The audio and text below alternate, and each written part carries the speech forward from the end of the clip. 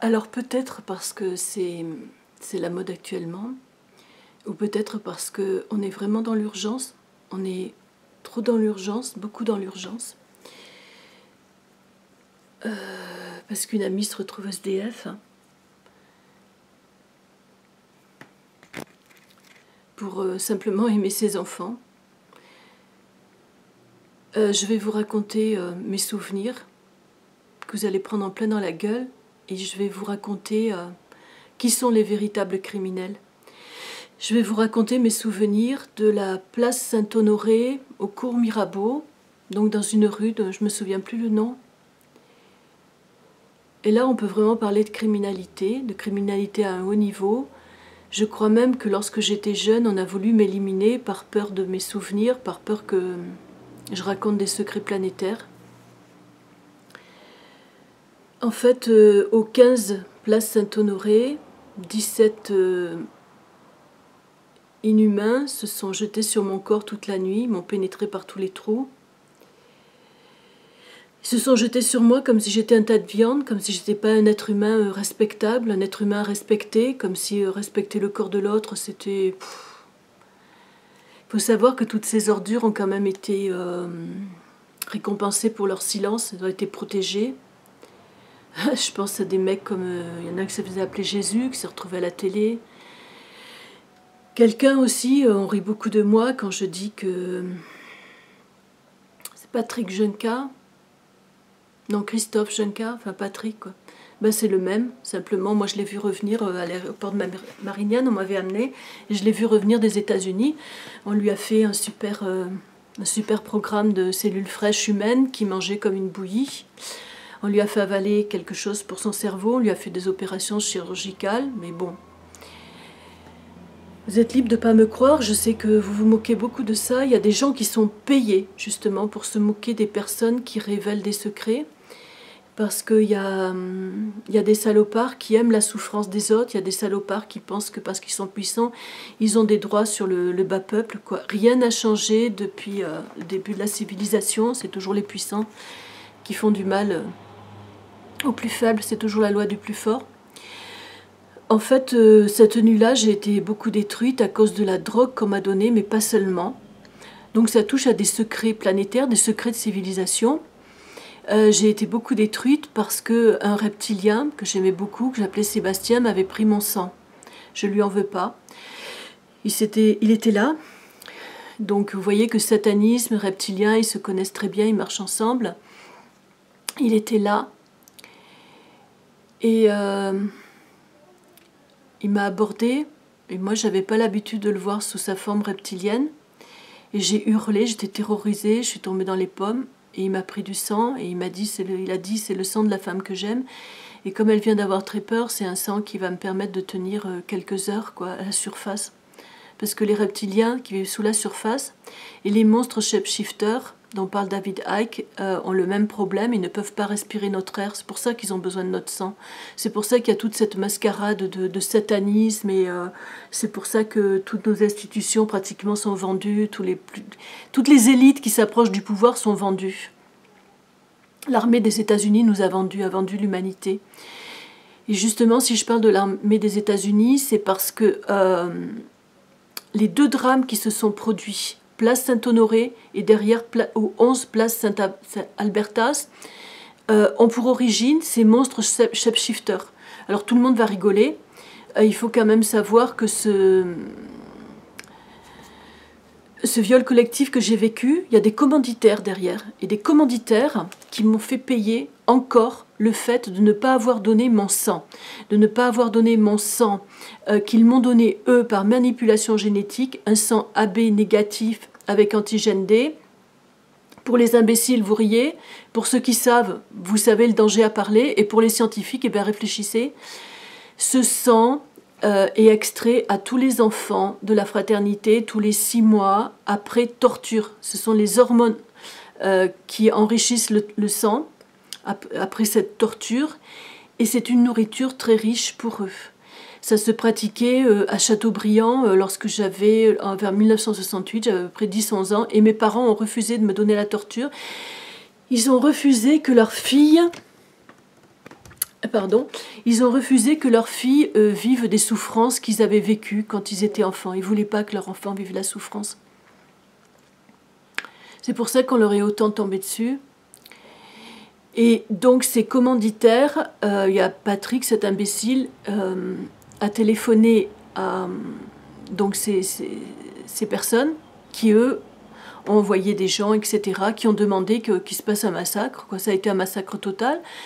J'ai été bannie de la société, j'ai été disqualifiée de la société. Et derrière, au 11 place d'Abertas, j'y suis moi-même allée. On rentre par un souterrain d'une petite rue à côté. Donc j'ai envoyé l'image à pas mal d'institutions. On passe sous un souterrain, on arrive au 11 place d'Albertas, il y a des grandes fenêtres en haut, et là les filles étaient violées.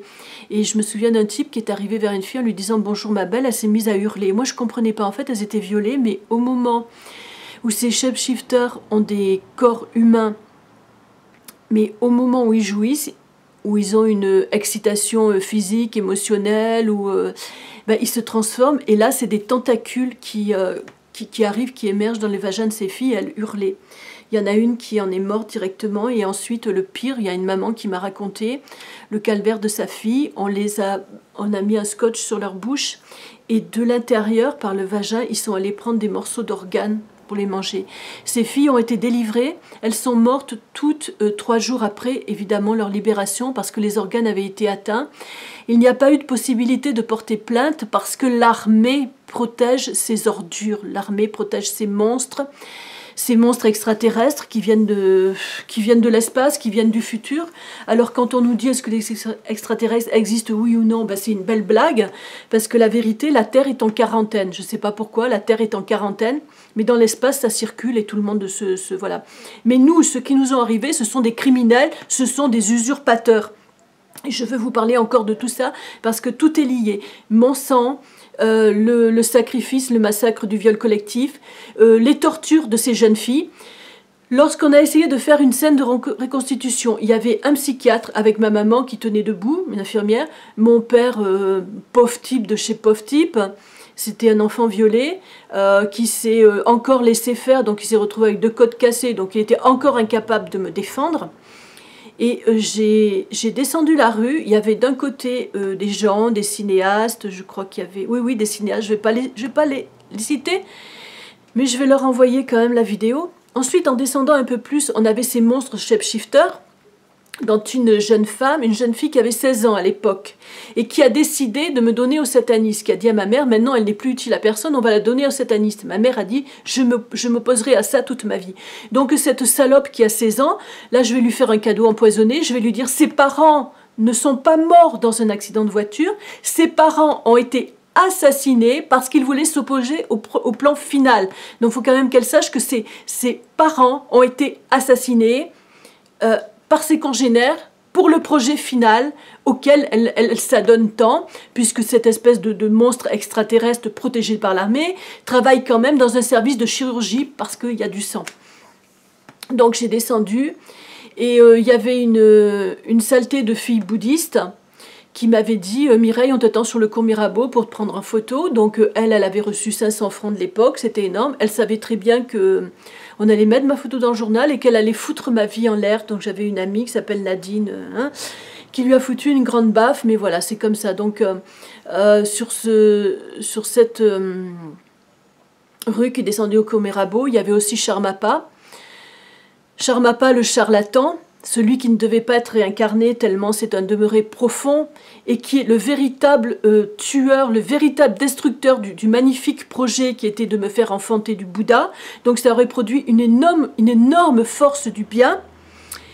Ça n'a pas été fait parce que en fait ces abrutis n'ont même pas été capables de s'occuper de la fille qu'ils ont mis en scène, qui avait 19 ans qu'ils ont mis en scène. Personne n'est venu s'occuper de moi, personne ne s'est occupé de moi, personne ne m'a parlé. Donc moi j'ai avorté parce que j'avais peur, je ne connaissais pas le projet. Donc toute la responsabilité incombe à ces lamas. Lorsque j'ai retrouvé la mémoire il y a 8 ans au centre Karmapa, je suis retournée au centre Karmapa. On m'a accueilli avec de l'agressivité, on m'a accueilli avec de la magie noire. J'ai demandé un rendez-vous, donc il y a la pouffe du lama qui m'a dit, voilà, c'est un rendez-vous ce vendredi, et pas autrement, c'est pas possible. J'ai dit, bah écoutez, j'ai déjà rendez-vous chez le notaire. Il y avait 200 km à faire dans des petites routes et tout, passer de la mer à la montagne. Enfin, je lui dis, je peux pas. Elle a dit, bah voilà, c'est comme ça. Voilà. Donc c'est la pouffe du lama pour vous montrer la déviance qu'il y a dans ce lamaïsme tibétain et dans ses cendres. La pouffe du lama m'a fermé la porte. Or il se trouve que moi j'ai pas retrouvé la mémoire avec des gens qui pouvaient m'expliquer qui était qui. Donc j'ai écrit une lettre à quelqu'un que je ne devais pas. Et Sébastien est mort peu de temps après. Il a été lâchement assassiné dans le dos. La personne qui m'a dit ça pleurait, pleurait. Parce que Sébastien, c'était un ami, c'était quelqu'un de très précieux, c'était quelqu'un qui n'est pas de mon espèce, mais qui était quelqu'un de magnifique, de très précieux, d'une grande bonté, d'une grande ouverture. Il y a des personnes comme ça qui sont précieuses pour l'humanité, qui ont beaucoup apporté. Donc quand on tue une personne comme ça, on tue vraiment un espoir extraordinaire. Il devait m'emmener à la NASA, il devait me présenter à des personnes. C'est le seul qui m'a laissé un contact en me disant « si tu vas mal, tu iras là, à tel endroit ». C'est pour ça que je suis allée en Italie. Ce que je veux vous faire comprendre, c'est que j'ai deux casquettes. Une, je suis une enfant de la fraternité dont les parents ont refusé que je donne mon sang. Bon, maintenant, je suis plus bonne à rien, je leur suis plus utile. Cette fraternité est protégée par l'armée, sûrement par l'armée des États-Unis, qui voulait m'éliminer à l'époque, parce que je connaissais ces secrets planétaires que je balance actuellement. Et je suis aussi un médium réincarné. Donc, je ne connais même pas mon identité. Ce que je sais, c'est que je suis pleine de médiumnité. Lorsque j'ai quitté l'Institut Karmapa, j'ai vu un grand démon, qui est sûrement le démon du Dharmapala. Il s'est changé en 3 guerriers et il est rentré au niveau du plexus par une fumée noire. Moi, j'aurais aimé en faire quelque chose. Mais cet abruti de Tréor, con comme Karmapa, con comme tous les lamas qui sont là-bas, il n'y en a pas un qui m'a tendu la main au moment opportun, quand je retrouvais tout ça, que je retrouvais toute cette médiumnité qui revenait en moi et que je connaissais. Et c'était à ce moment-là qu'il fallait m'aider. Et bien à ce moment-là, il n'y avait personne, parce que je pense que l'irresponsabilité chez les lamas tibétains est totale, l'inhumanité de leurs disciples est totale. Ce sont des gens qui confondent le bouddhisme et le nombrilisme. Vous avez une responsabilité dans le non-événement des choses absolument incroyable. J'espère qu'elle pèsera lourd sur votre vie. En attendant, elle pèse lourd sur l'humanité, parce que ce sont ces monstres qui étaient déjà connus du 6e Karmapa, ce sont ces monstres qui se sont installés aux commandes du pouvoir. Donc je repense à cette rue, je repense que tout d'un... À ma gauche, il y avait cette jeune femme de 16 ans, plus un autre monstre criminel. Les extraterrestres qui sont actuellement sur notre terre, ce sont des usurpateurs, ce sont des criminels. Sébastien me disait que le futur ne pouvait pas avoir évolué aussi mal. Ce sont juste des criminels qui sont arrivés parce que le vaisseau qui est arrivé, qui était attendu par l'armée française, avait une cargaison de criminels. Donc moi, je sais tout ça parce que j'ai été baladée dans des milieux de bouddhisme, dans des milieux de médiums, parce que je suis une enfant aussi de la fraternité, que j'ai rencontré des shapeshifters, parce que j'ai cette médiumnité qui se réveille et j'arrive à comprendre tous les acteurs en présence. Donc vous, le peuple, surtout, vous avalez la télé, vous comprenez rien, vous savez rien. Pour ceux qui ont envie de comprendre un petit peu plus loin, imaginez-vous cette scène du Place Saint-Honoré, 15 Place Saint-Honoré. À ma droite, il y avait des gens de cinéma qui comprenaient que j'avais été violée parce qu'un connard qui s'appelle Karmapa avait décidé de me violer, et des forces occultes, là, il m'en a balancé, que c'est incroyable. D'ailleurs, les forces occultes tibétaines me font penser au pouvoir qu'ont les shapeshifters. Bien sûr que notre conscience ne meurt pas. Le corps souffre, le corps meurt, mais notre conscience ne meurt pas. Ça se renouvelle. Sauf qu'un jour, d'après le plan de ces shapeshifters, on ne va plus avoir de corps.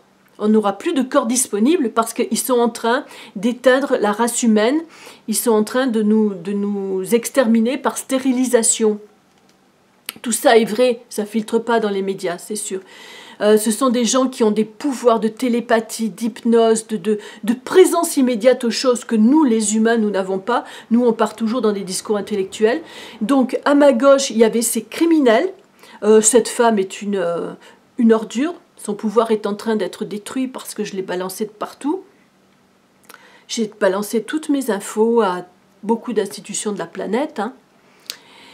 Il y avait ce criminel qui m'a avoué, oui, je suis un criminel, on m'a envoyé là parce que sur cette planète, c'est pas grave si je fais des crimes. Il a fait des crimes épouvantables avec des enfants des Sœurs de la Charité à Valençol. Donc il y a beaucoup de gens qui savent. Et puis en descendant un petit peu plus loin, je vois cette espèce d'abruti de Shamarpa se demeurer profond que le Karmapa a voulu réincarner alors qu'il était interdit de réincarnation. Donc la première chose qu'il a fait, cette espèce de merde, eh ben, il a foutu la merde. Parce que c'est un gros connard, un demeuré profond, qui foutra toujours la merde. C'est un maître en force occulte qui n'a jamais été un guide spirituel. Il en est encore au stade de la jalousie, il n'est pas encore dans l'amour, et il ne s'est pas donné, quoi. Et mes parents m'ont reflé toute leur vie. Et puis un peu plus loin, je vois sur le cours Mirabeau cette salope de bouddhiste, parce que vous êtes comme ça, vous qui vous prétendez bouddhiste, vous feriez mieux de changer pour nombriliste.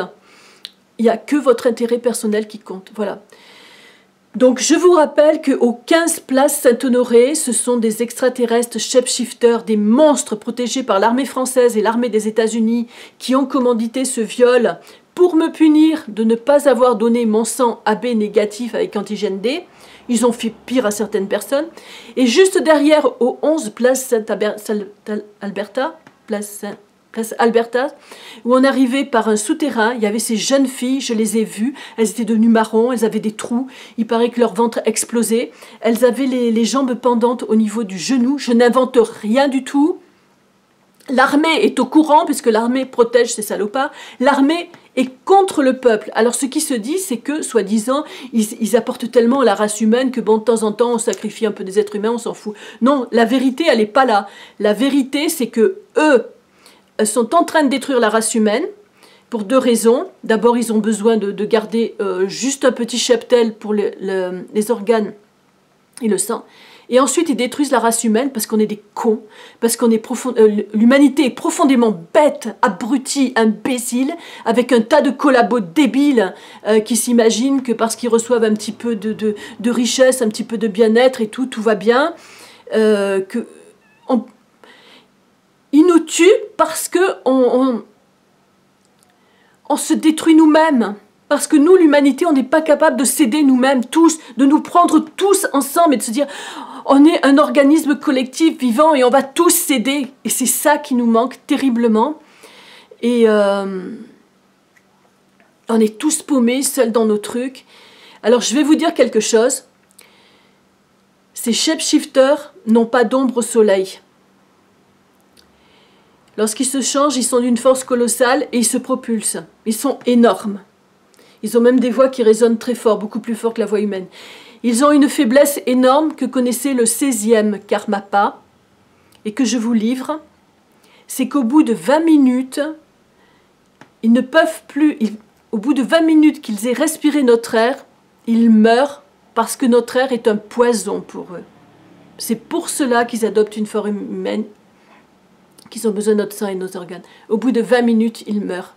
Ils ont très peur d'être découverts, parce que je pense qu'ils ont peur de cette découverte. Au bout de 20 minutes, ils meurent.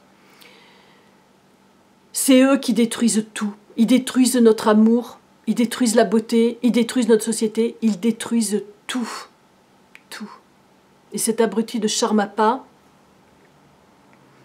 au lieu de m'aider à dévoiler tout ça, n'a fait que me mettre sous cloche toute ma vie. J'ai plus que je veux vous dire. Il y en a marre d'être détruits par des puissants. Non, les gens qui se battent ne sont pas mauvais, ne sont pas méchants, ne sont pas débiles. Ils essaient de se faire entendre. C'est tout, quoi. Et vous n'entendrez pas jusqu'au moment où les futures générations verront ce qui se passe. Eh bien, Inch'Allah,